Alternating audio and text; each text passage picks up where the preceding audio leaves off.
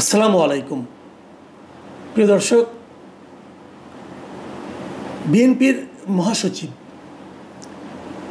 Mister Mirza Fakhrul Islam আলমগীরের একটা কথা নিয়ে আজ আমি আলোচনাটা করব।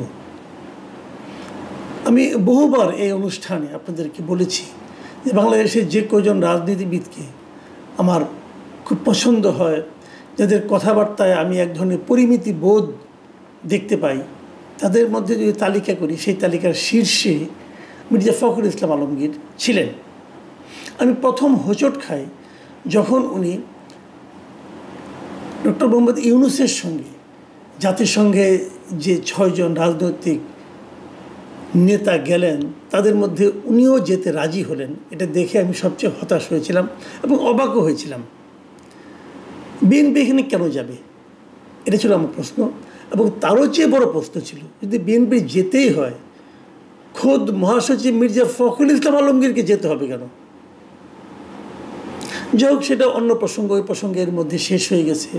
নানা আলোচনা হয়েছে, সমালোচনা হয়েছে। কেউ প্রশংসা করেছেন এমন আমি এখনও শুনিনি।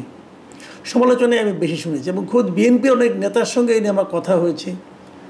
খুব একটা হ্যাপি কাউকে আমি দেখিনি।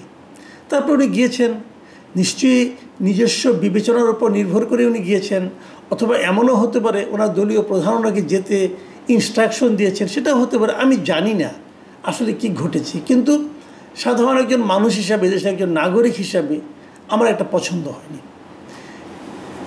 এরপর আর কি ঘটলো যে নিয়ে আজকে আলোচনা করতে হবে, সেটা হলো যে ওখানে যাওয়ার পর ওনারা কী করেছেন না করেছেন সব খোঁজখবর নিতেও চাইনি, দরকারও মনে করি নাই।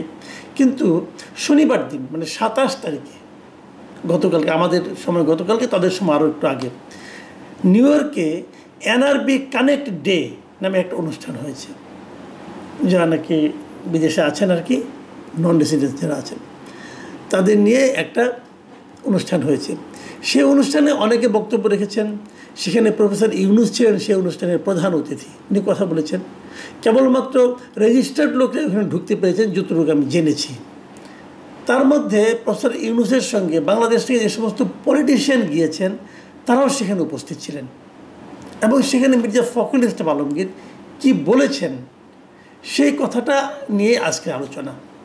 তিনি সেখানে বলেছেন যে অন্তর্বর্তীকালীন সরকারের যে উপদেষ্টা, প্রধান উপদেষ্টা ডক্টর মোহাম্মদ ইউনূস, তার বিভিন্ন উন্নয়নমূলক কার্যক্রমের উনি ওখানে ভূয়সী প্রশংসা করেছেন। প্রফেসর ইউনূস নানা ধরনের উন্নয়নমূলক কাজকর্ম করেছেন এবং সেগুলোর ব্যাপক প্রশংসা করেছেন মির্জা ফখরুল ইসলাম আলমগীর। আচ্ছা, ডক্টর ইউনূস গত 1 বছরে কী কী উন্নয়নমূলক কাজ করেছেন বলেন তো ভাই আপনি একটু। আমি একটু স্মরণ করার চেষ্টা করলাম উনি কী কী উন্নয়নমূলক কাজ করেছেন। উনি খুব গুরুত্বপূর্ণ কাজ কী করেছেন? গুরুত্বপূর্ণ কাজের মধ্যে হতে পারে যে ওনার গ্রামীণের জন্য আগাম কিছু কর অব্যাহতি নিয়েছেন। তারপরে গ্রামীণের জন্য উনি একটা ইউনিভার্সিটি নিয়েছেন, মেডিকেল কলেজ নিয়েছেন নাকি, এগুলি আরও করেছেন। গ্রামীণের জন্য আদম ব্যবসার লাইসেন্স নিয়েছেন। ওনার মামলাগুলিকে প্রত্যাহার করে নিয়েছেন। আওয়ামী লীগকে নিষিদ্ধ করে, আওয়ামী লীগের রাজনৈতিক কর্মকাণ্ড নিষিদ্ধ করেছেন। তারপরে আরও উন্নয়ন কী করলেন?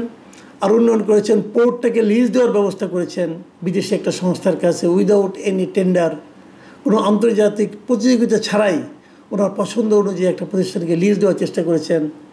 উন্নয়ন আরও করেছেন, ইলন মাস্কের প্রতিষ্ঠানকে এখানে এনে তার ইন্টারনেটের ব্যবস্থা করেছেন, যেটা নাকি বাংলাদেশের অধিকাংশ গ্রাহকের মধ্যে হতাশা তৈরি করেছে। যাই হোক, সেটাও একটা উন্নয়ন ধরে নিচ্ছি। আর কি উন্নয়ন করেছেন উনি? সংস্কার নামে একটা ভজগোটো পাকিয়েছেন। উন্নয়নটা কোথায়? দেশের বেকারত্ব বেড়েছে। এইগুলোর ডক্টর ইউনূসের এই সমস্ত কর্মকাণ্ডের ভূয়সী প্রশংসা করেছেন আমাদের মির্জা ফখরুল সাহেব। এবং তিনি আরও বলেছেন, আমি তার কথা একটু আপনাদেরকে পড়ে শোনাই।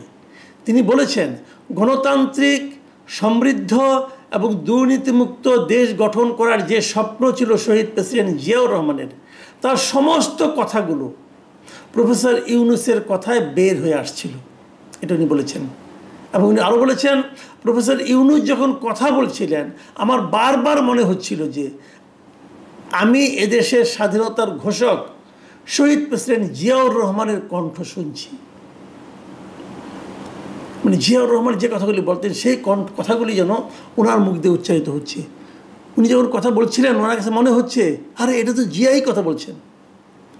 এবং উনি আরেকটা কথা বলি ওনার উচ্চারিত বাক্য, উনি বলেছেন ডক্টর ইউনূস দূরদৃষ্টি সম্পন্ন, দুনিয়া জোড়া তার সুনাম, তিনি দেশকে একটি কাঙ্ক্ষিত মানে দেখতে চান। এটি শহীদ প্রেসিডেন্ট জিয়াউর রহমানেরও চাওয়া ছিল।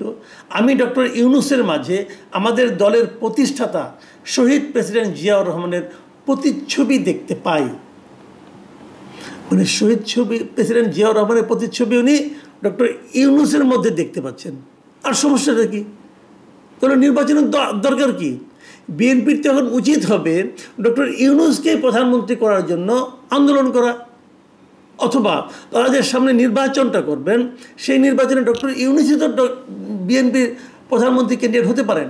কারণ যে ব্যক্তি এই দলটা প্রতিষ্ঠা করেছে তার প্রতিচ্ছবি যার মধ্যে আছে তিনিই তো তার দলের সবচেয়ে যোগ্য ব্যক্তি প্রধানমন্ত্রী হওয়ার জন্য। তারেক রহমান নয়, ডক্টর ইউনূস। কারণ আমি কখনো শুনিনি তারেক রহমানের মধ্যে কেউ জিয়া রহমানের প্রতিচ্ছবি দেখতে পায়। ডক্টর ইউনূসের প্রতিচ্ছবি দেখতে পাচ্ছেন ওনারা, এই দলের মহাসচিব ডক্টর ইউনূসের মধ্যে। মানে একটা দল, মানে আমি কি বলবো, উনি একজন রাজনৈতিক ব্যক্তিত্ব, ওনার মধ্যে উনি বিএনপির রাজনীতি করেন না, ওনার মধ্যে এরকম রাজনৈতিক দেউলিয়াত্ব কি করে ভর করলো আমি বুঝতেই পারি না। আর উনি যদি সেই রাজনৈতিক দলের মহাসচিব হন তাহলে সেই দলের মধ্যে কী অবস্থা হলো, এ দলের সাধারণ মানুষের মধ্যে রিয়াকশনটা কি জানেন? আমি আজকে বেশ কয়েকটা ফোন পেয়েছি, অনেকে আমাকে মেসেজ করেছেন হোয়াটসঅ্যাপে এবং আমার মেসেঞ্জারে। তাদের এই রিয়াকশনগুলো শুনেই কিন্তু আজকে আমি এই অনুষ্ঠানটা আসলে করতে বসেছি। আমি এটা দেখার পর সকালে আমি এটা নিয়ে একটা আমার যে চ্যানেল আছে এই কথা চ্যানেলে, এই চ্যানেলে আমি একটা মানে জরিপ দিয়েছিলাম যে এই কথাটাতে মানুষ কি মনে করে। মানে মিস্টার ফখরুল ইসলাম আলমগীর এই যে কথাটা বললেন এটা কি তার জিয়ার প্রতি ভালোবাসার প্রকাশ ঘটালেন, নাকি উনি ইউনূসের প্রতি ভালোবাসার প্রকাশ ঘটালেন, নাকি উনি ওনার নিজের দেউলিয়াত্বটা প্রকাশ করলেন। ৭৮% লোক বলেছে এই বক্তব্যের মাধ্যমে মির্জা ফখরুল ইসলাম আলমগীর নিজের রাজনৈতিক দেউলিয়াত্ব প্রকাশ করলেন। ৭৮%। মির্জা ফখরুল দেউলিয়া হয়ে যাচ্ছেন দলকে নিয়ে নাকি একা একা। দেখুন এখানে প্রচুর কমেন্ট পড়েছে এবং যে সমস্ত কমেন্ট আমি এখানে দেখেছি তার সঙ্গে যদি আমাকে যারা বিভিন্ন সময় ফোন করেছেন তাদের যে কমেন্টগুলো আমি সব মিলিয়ে কিছু কমন কমেন্ট আপনাদেরকে আমি জানাতে চাই। যেমন কেউ লিখেছেন দেখেন, ক্ষমতা লোভ মানুষকে কোথায় পৌঁছে দেয় তার প্রমাণ এই বক্তব্য, এটি দেউলিয়াত্বের বহিঃপ্রকাশ ছাড়া কিছু নয়। আবার লিখেছেন তাহলে নির্বাচনের দরকার নাই, ইউনূসই থাকুক। আরেকজন লিখেছেন দালালি বা চামচামির একটা লেভেল থাকে, ফখরুল সাহেব কোন লেভেলে পৌঁছেছেন, আমি সত্যিই খুব মর্মাহত। আরেকটা মন্তব্য, মির্জা ফখরুলের এই কথায় তৃণমূল বিএনপিতে হতাশার ছাপ পড়েছে এবং জিয়াউর রহমানকে ছোট করা হয়েছে বলে আমি মনে করি।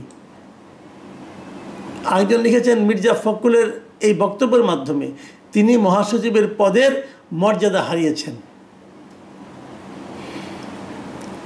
আরেকজন লিখেছেন যে মির্জা ফখরুল ইসলাম আলমগীর সাহেবকে আমি একজন জেন্টেলম্যান লোক ভাবতাম, কিন্তু ওনার মুখ থেকে এইসব কথা শুনে মনে হয় বয়স বাড়ার সাথে সাথে ওনার সেন্সলেস হয়ে যাচ্ছেননি। যাই হোক, এই যে কথাগুলি হয়েছে, আরেকজন লিখেছেন যে ইউনূসের হাত ধরা ছাড়া তো উপায় নেই, তার জন্য ফখরুল সাহেব আবার একটু তেল মারলেন। মূল কথা হলো তাদের নির্বাচন দরকার, যার জন্য নিজের অবস্থান যে কতটা নিচে নামাচ্ছে তা হয় ফখরুল সাহেব টের পাচ্ছেন না, পরে বুঝবে ইউনূস কি জিনিস। যাই হোক, আর সমালোচনা করে লাভ নাই, আমি কেবল আরেকটা বক্তব্য বলে শেষ করছি। আমাকে একজন লোক লন্ডন থেকে আমাকে ফোন করেছিলেন। এই ভদ্রলোক মাঝে মাঝে আমাকে বিভিন্ন ইস্যুতে ফোন টোন করেন, তার নিজস্ব মতামত বলেন। উনি ওনার পিতার রেফারেন্স দিয়ে বললেন যে ওনার বাড়ি নওগাঁ। উনি বলেছেন যে একবার একটা ঘটনা ঘটেছিল, মানে ৮০ দশকের কথা, ৮০ দশকের একটু আগে, 78, 79 এরকম টাইমের ঘটনা। যে জিয়াউর রহমান তখন একটা খাল কাটার আন্দোলন করছিলেন। নওগাঁর আত্রাই থানার কালিকাপুর গ্রামের পাশ দিয়ে একটা খাল গেছে, সেই খালটা খননের জন্য জিয়াউর রহমান সশরীরে সেখানে গিয়েছিলেন। খাল কাটার কাজ শেষে দুপুরবেলা খাওয়ার আয়োজন করা হয়েছিল নওগাঁ ডিসি সাহেবের তত্ত্বাবধানে। ব্যাপক আয়োজন খাওয়া দাওয়ার। এটা দেখে জিয়াউর রহমান জিজ্ঞাসা করেছিলেন, এই যে ব্যাপক আয়োজন, এটা আসলে টাকাটা কোত্থেকে আসলো? ততক্ষণে কিন্তু জিয়াউর রহমান সাহেবের হাতটা ধুয়ে খেতে বসবেন এই অবস্থায় ডিসি সাহেব বললেন, এটা সরকারি তহবিল থেকে টাকাটা দেওয়া হয়েছে। জিয়াউর রহমান আর সেই খাবারটা খাননি। উনি কেবল বলেছিলেন যে সরকারি ফান্ডের এভাবে অপচয় করবেন না। এটা হলো জিয়াউর রহমান। জিয়াউর রহমানের যারা প্রচণ্ড সমালোচক তারাও কিন্তু বলবেন জিয়াউর রহমানের সততা এই পর্যায়েই ছিল। আর তার সঙ্গে আমি তুলনা করছি সেই ব্যক্তির, যে ব্যক্তি 104 জনের বিশাল বহন নিয়ে যাদের সঙ্গে সাধারণ পরিষদে গিয়েছেন।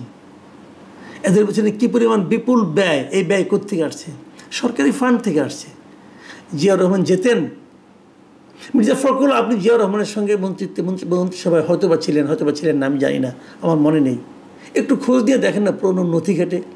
জিয়াউর রহমান যখন জাতিসংঘ সাধারণ পরিষদে যে কেউবার গিয়েছেন, কতজনের বহন নিয়ে গিয়েছিলেন? এবং জিয়ার সেই গমনগুলো কি বর্তমানে চেয়ে কম আলোচিত, কম ফলপ্রসূ হয়েছিল? আপনি কার সঙ্গে কার তুলনা করছেন? এইসব প্রবীণ রাজনীতিবিদের শুভবুদ্ধির উদয় হোক, এটুকু কামনা করা ছাড়া আমাদের